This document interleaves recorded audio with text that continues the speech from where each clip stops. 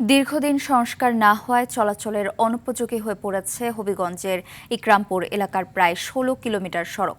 খানাখন্দে ভরে গেছে সড়কের বিভিন্ন অংশ। বর্ষায় গর্তে পানি জমে থাকায় প্রায় ঘটছে ছোট বড় দুর্ঘটনা। বৃষ্টির কারণে সংস্কার কাজ বন্ধ আছে বলছে এলজিইডি। হবিগঞ্জ প্রতিনিধি শহীবুর রহমানের পাঠানো তথ্যচিত্রে বিস্তারিত জানাচ্ছেন সাকিব আল হাসান।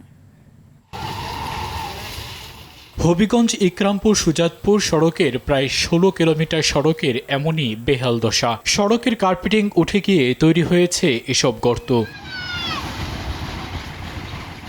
জেলা শহরের সঙ্গে দক্ষিণ বানিয়াচংয়ের লক্ষাধিক মানুষের যাতায়াতের একমাত্র পথ এটি। এর বেহাল দশায় প্রায়ই বিকল হচ্ছে যানবাহন, আর এমন দোহাইতে বাড়তি ভাড়া গুনতে হচ্ছে যাত্রীদেরও। একজন রোগী লিয়ে গেলে খুবই যে একটা অবস্থা, একজন ডেলিভারি লিয়ে গেলে অত সহজে যাওয়া যায় না। 25 টাকা বাড়ানোর মনের সময় পরে 100 টাকা দেওয়ান লাগে। অনেক মানুষ অ্যাক্সিডেন্ট হয়ে মারা যায়।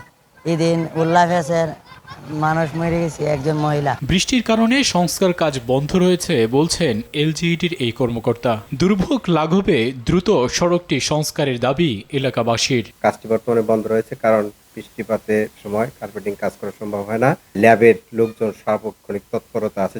আমার অফিস থেকে একজন লোক নিয়োগ করা আছে যাতে কাজগুলা ডিজাইন ড্রয়িং স্পেস অনুযায়ী বাস্তবায়িত হয়। সাকিব আল হাসান, RTV।